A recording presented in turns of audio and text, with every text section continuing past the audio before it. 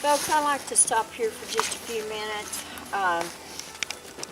especially for folks that's never been here before, and give you just a little bit of the history, tell you a little bit about the people that lived here in the time period. But most of all, I'd like to welcome each of you here today to Hensley's settlement and to tell you a little bit about it. Hensley settlement actually got started in the year of 1903 with a gentleman with the name of Sherman Hensley. But actually Sherman was not the first one here. He was the first one to settle here in the settlement, but he was not the first one here on the mountain. In 1845, Governor Owsley granted C and R.M. Bells 500 acres of land here on the mountain. Now he granted them a 5-year lease on the land, and they had the land lease for livestock. Now that lease was almost ready to expire when Burton Hensley Sr. came here and he purchased the 500 acres. Burton himself never lived here, but he told his heirs, he said, if any of you want to go there and you want to clear the land, build your home and raise your family, he said, I will gladly subdivide the land, giving each heir an equal share. So that's what he did. So in 1903, Sherman Hensley, his wife Nicey Ann, their small son, and Nicey Ann was 3 months pregnant with a second child when they came here to start their life. Sherman, he was Burton's nephew, but he didn't get a share of the land. He purchased 38 acres of the land. And now Sherman's wife, Nicey Ann, she was Burton's daughter.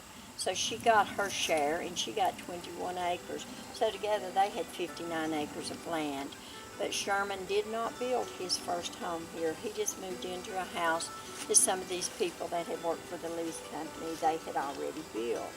But now the next year in 1904, and it was very early in the year of 1904, somewhere around the last of March, maybe the 1st of April, Willie Gibbons, his wife Nancy, and their 6 children moved here. Willie was not related to Burton, but his wife Nancy, she was also a daughter. So she got her share of 21 acres. Willie purchased 100 acres.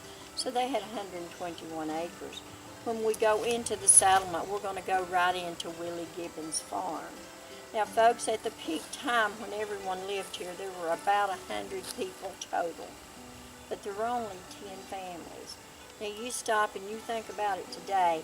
If we had 100 people, we'd definitely have more than 10 families, wouldn't we? We don't have those large families like they did back then. For instance, Sherman and Nicey Ann had 19 children. Willie and Nancy had 15 children. So now you add those numbers and you'll see that just those 2 families had almost half of the total population here on the mountain. But now Sherman he was the first one here in 1903. He was the last one to leave in 1950. We're here. What we're going to do, we're going to go in down the hill. We'll come back through Willie Gibbons' farm, around to his barn. We'll go on out. I don't know that we'll go to Lige Gibbons' farm because we've had a historic preservation group down there working on his house.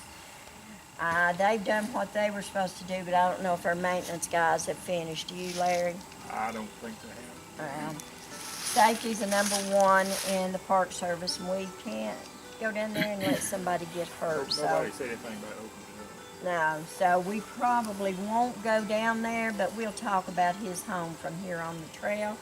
We'll continue out the lane. We'll go to the schoolhouse. We'll go to the cemetery.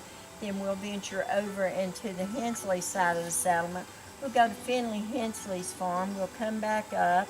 And then we'll come back out, and Larry's going to take the van around, just park at the side of the cemetery there, Larry.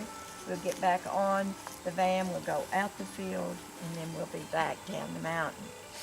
a lot of our visitors that come here, they think that these people rode horses and wagons just up and down the mountain. Absolutely not, folks. Their main source of travel was by foot. If they needed to go down in the valley and purchase something large, maybe a cook stove or something like that, they would have taken the sled down, and the sled would have been pulled by a team of oxen. But their main source of travel was by foot. You'll notice the school. This was the last school that was built here on the mountain. It's called Brush Mountain School. Sherman, Hensley, and Willie Gibbons built the last school that was built. You'll notice the children in this picture. You can see some of the children here, back here, some of the adults. But I want you to look at this one little girl right here in the front. The reason I point her out to you is that was Sherman Hensley's daughter. Now that doesn't make her any better than any of the rest of the children. But the reason I point her out is for the last 7 years, her 2 sons have been coming here to volunteer. Usually the month of September. They didn't get to come back this year, but hopefully next year they'll be back. Ronnie and Randy Opplinger, kind of crazy. How do you get Opplinger from Hensley? You know, it's pretty, but anyway.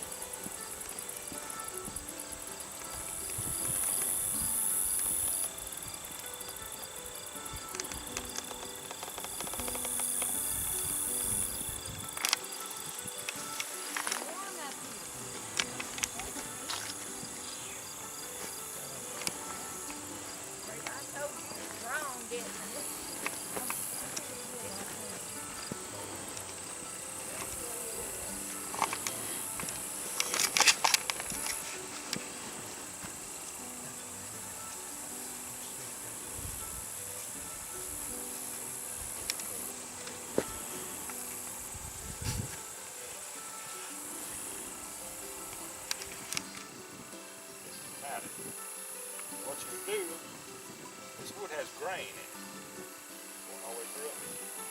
You want to line your throw up with one of those grains.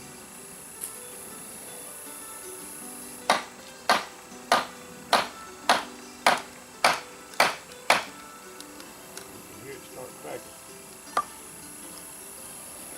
You just bring it over here, and this contraction, which I forgot the name of.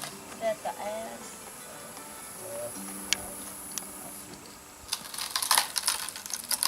See it splitting down.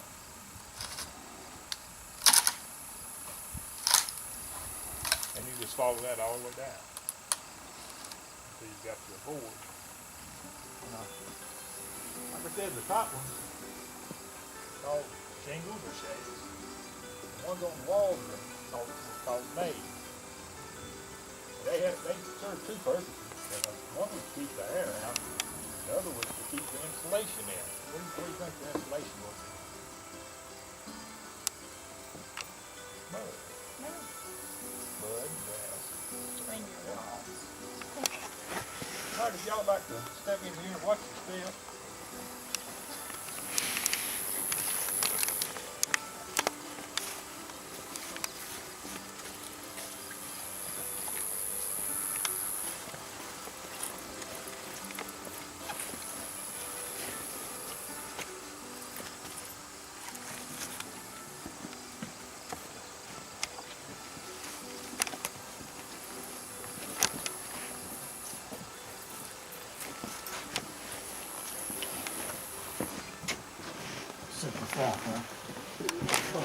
When was he in? 66 to 69. I was in 69 to 73. Yeah. Did you make it over across the big pond? Yeah, some 3-9. I was in 1 This is Willie's wood lake. Yeah. Excellent. And it took an agile mind to make this. He made this from parts that were already up here, that he brought up with him, that were wore out for something else. He used them, reused them. This part was made from a horse-drawn mowing machine, all the gears and things. And this part was made from something that was up here too. You might recognize the handle of it. It was a sewing machine, old sewing machine. But Do you want me to try to turn that for you? Yeah, yeah. You can see about how it goes. You can also see it's a two-man job. And all the people up here, they had all their job too. I mean, they grew their food, they was doing that. All the men and women was busy. But he had one resource he could count on that was also up here, and there were a lot of them, if y'all know what that was. Sure. Kids. That's not to say that he chained them here and made them work. But if you're a kid up here in the wintertime, or even in the summertime too, no television, no video game. If you come in here and this would look like a thing to do. One kid, I can turn it